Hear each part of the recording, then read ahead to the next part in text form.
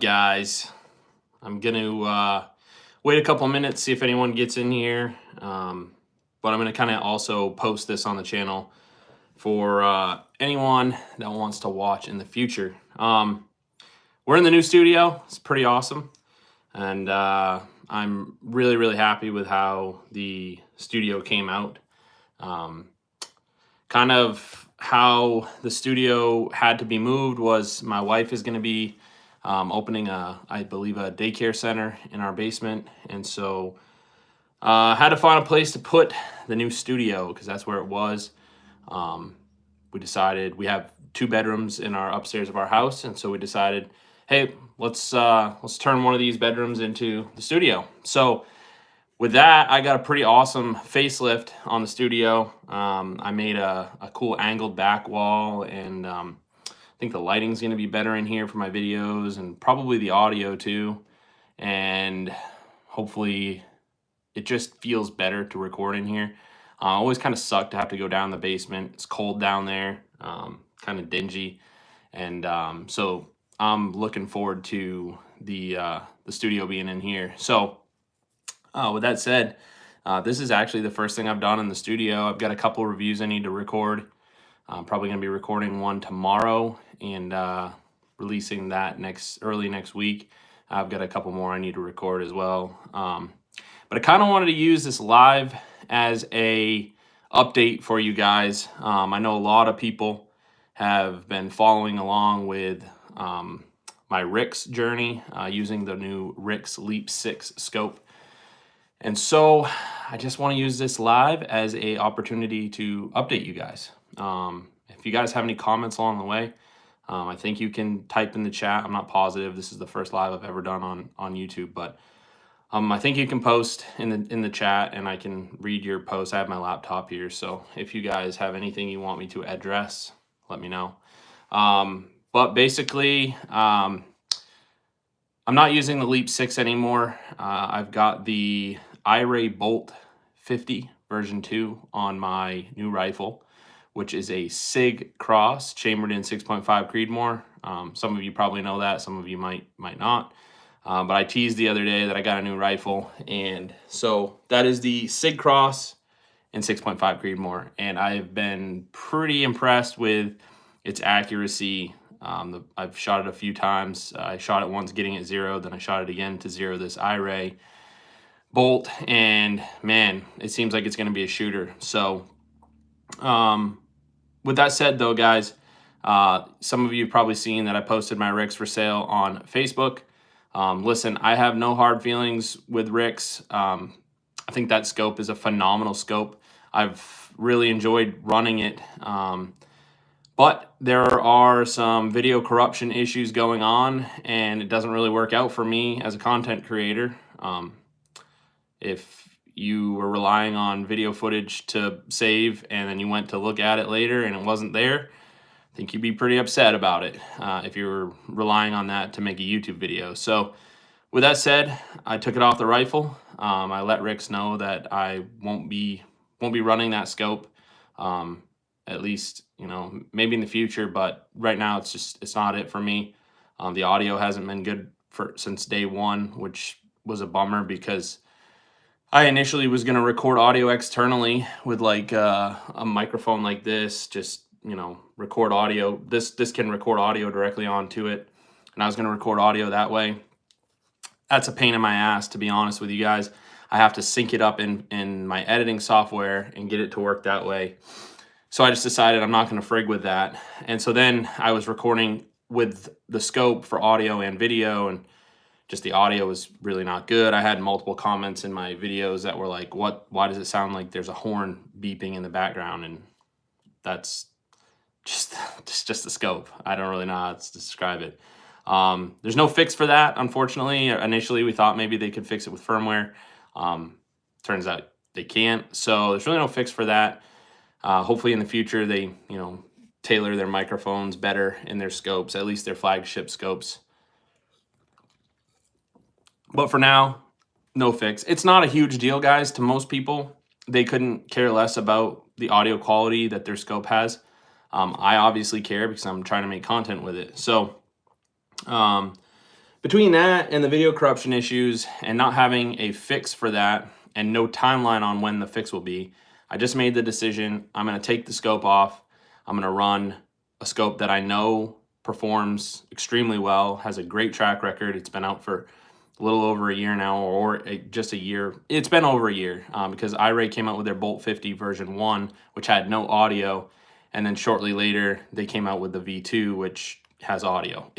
And the audio is really incredible. I did an audio test yesterday before I decided to use it. It blew me away. I mean, the audio is good on it. A little quiet, but I can bump it up in my editing software, so that's fine.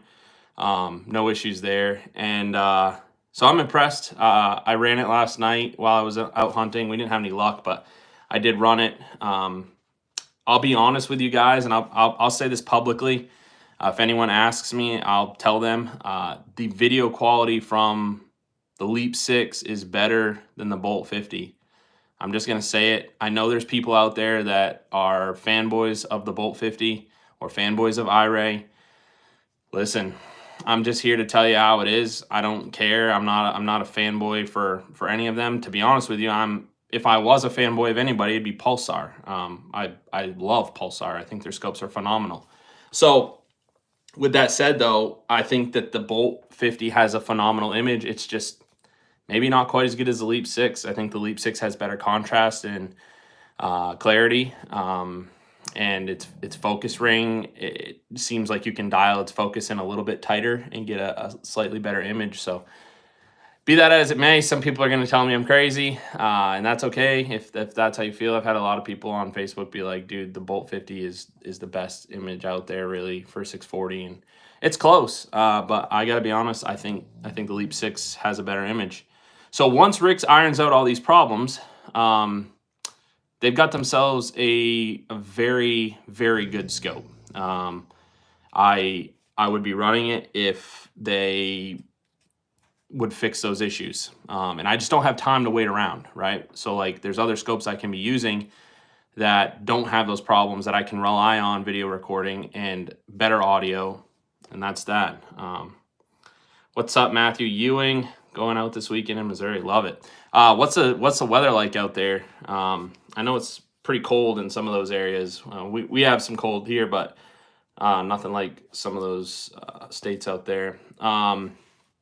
So yeah, just wanted to clear the air, guys. I mean, I have no bad blood with Rick's or with the scope. To be honest with you, I'm bummed I can't run it because of the video issues.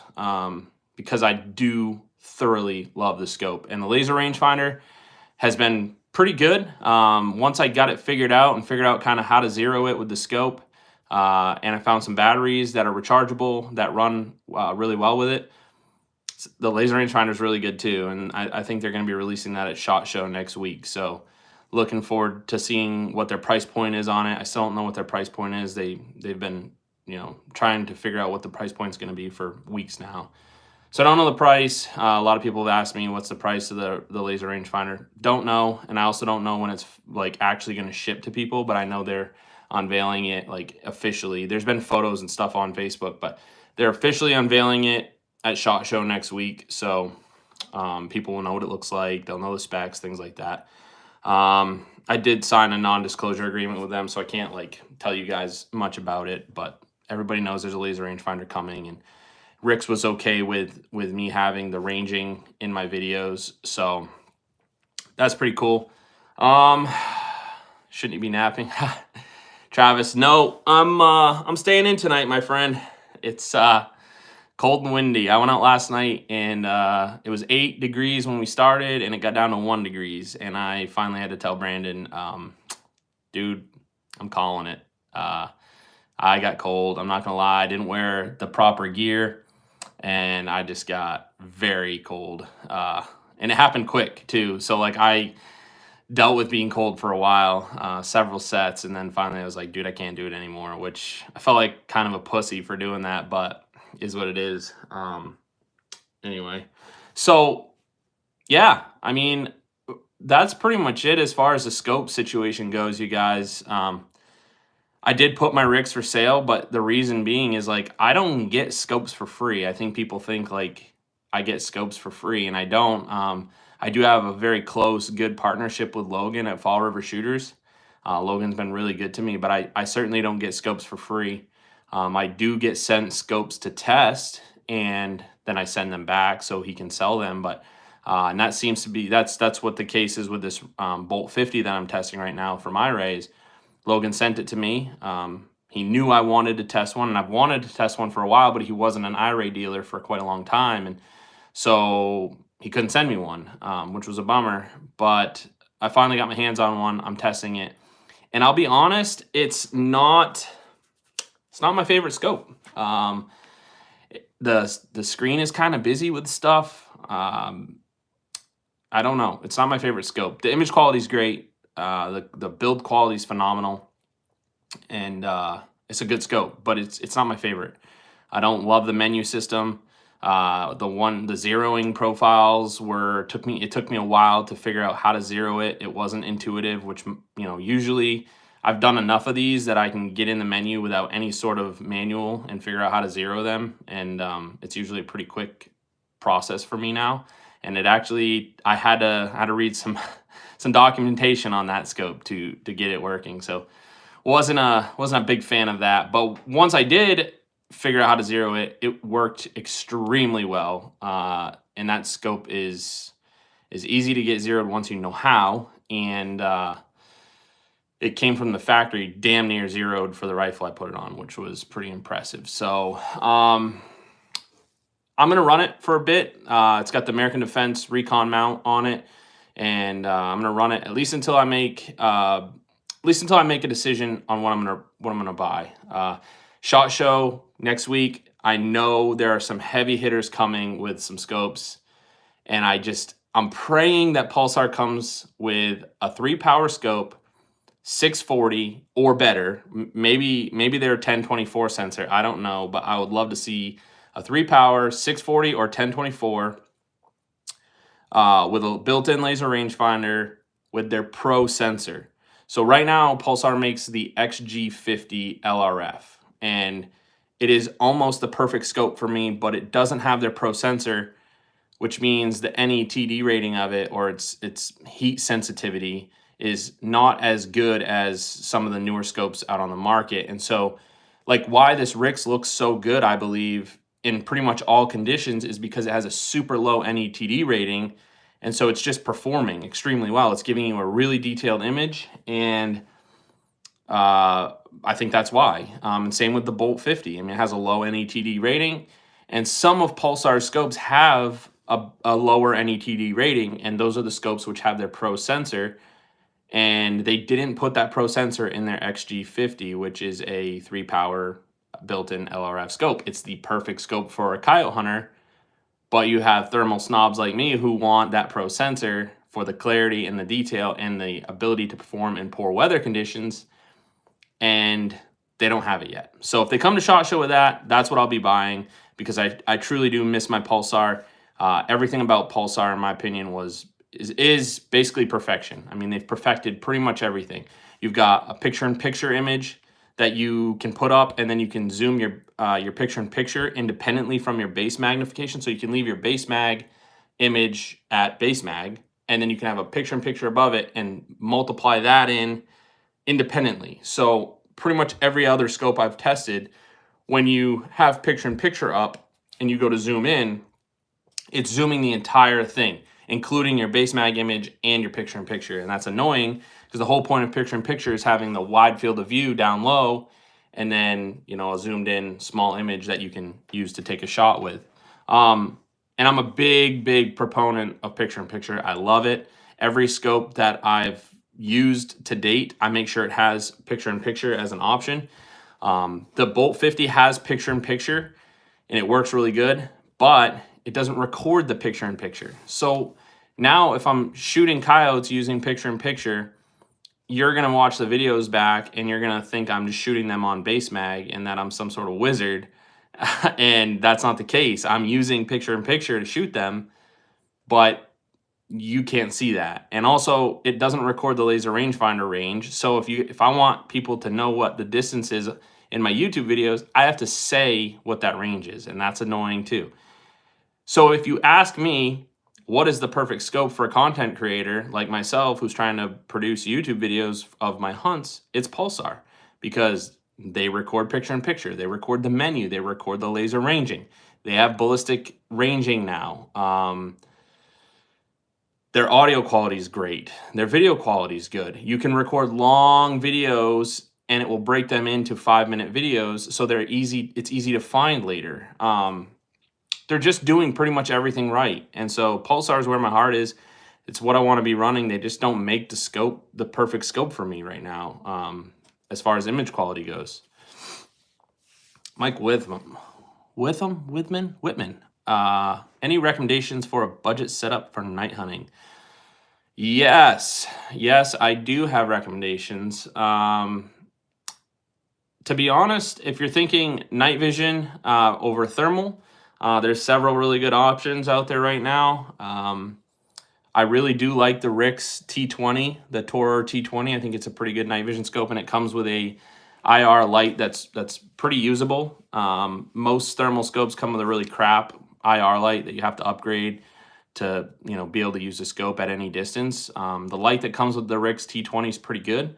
I don't know how it's doing as far as audio and video capturing. I'm having issues with my Rix thermal scope as far as video capturing, but maybe the T20 is fine. I did test the T20, but I didn't put it through its paces as far as recording lots of video and trying to get that video off of it.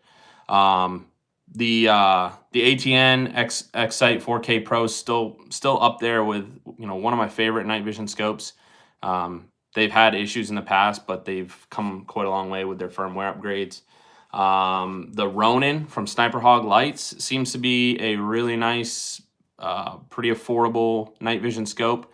Almost all of them, with the exception of the Rix T20, you're going to want, well, even the Rix T20, you're going to want a better infrared light. I highly recommend Sniper Hog Lights. They're my favorite.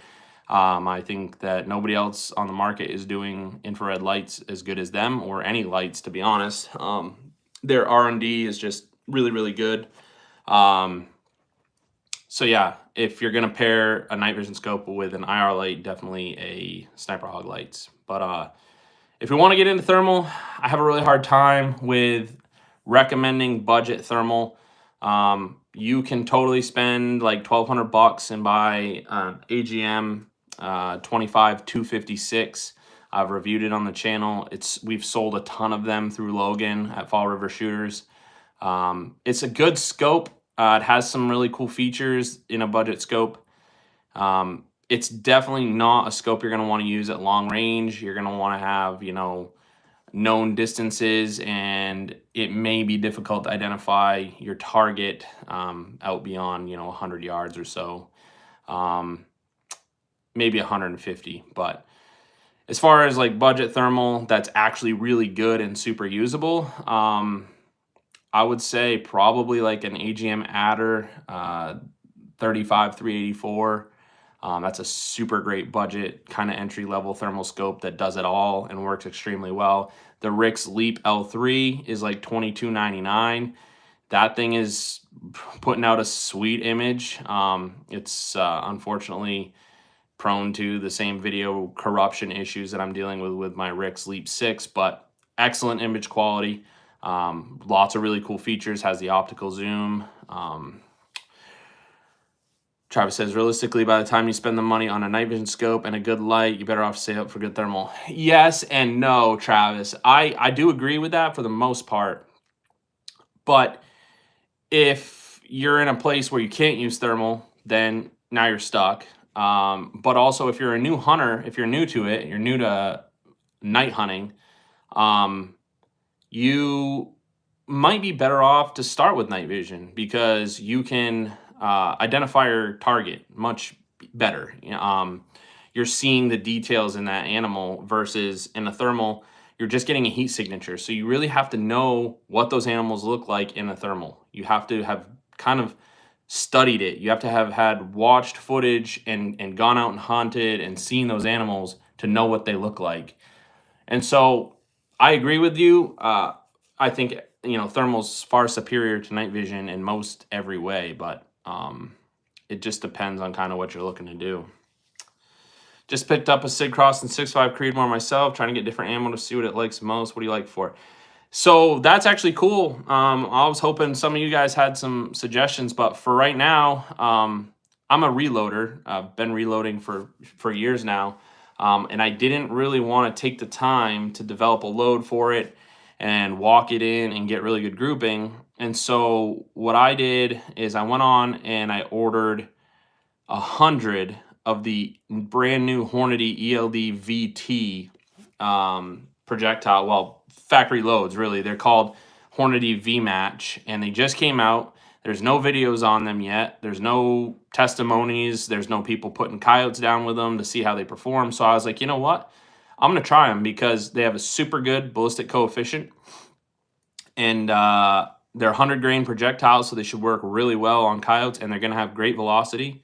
And with that ELD VT round, I think it's going to have really, really good terminal ballistics. So once it hits a coyote, I think it's just going to basically grenade and possibly not even exit. I think it's just going to disintegrate in them and really do a ton of trauma and put them down the way that I'm looking to put them down. So I wish I had an answer for you. I don't have a preferred round as of yet. I zeroed it with whitetail, not whitetail, Winchester XP deer season 125 grain, and those are ballistic tip.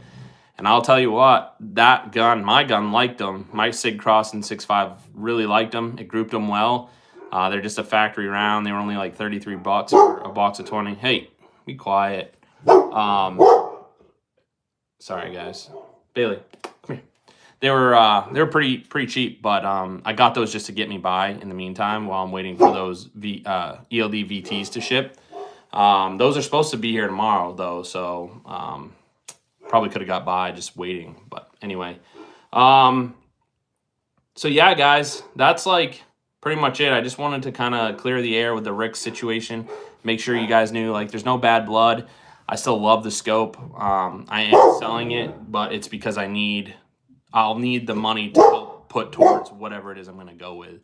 Like I said, I'm hoping it's a Pulsar, and I'll know for sure after SHOT Show, and I'll bring you guys along, for the ride as far as what I choose and what I go with. But it's a bummer because I like trying new and exciting things, and I like being the first to do that. I'm an IT guy by trade, which may surprise some of you, but with IT, you're always dealing with new technologies and overcoming obstacles from a technology standpoint, and that's all well and good, and I love that. But when I need to rely on my gear to make my videos, it doesn't go hand in hand all that well. So like I said, no bad blood.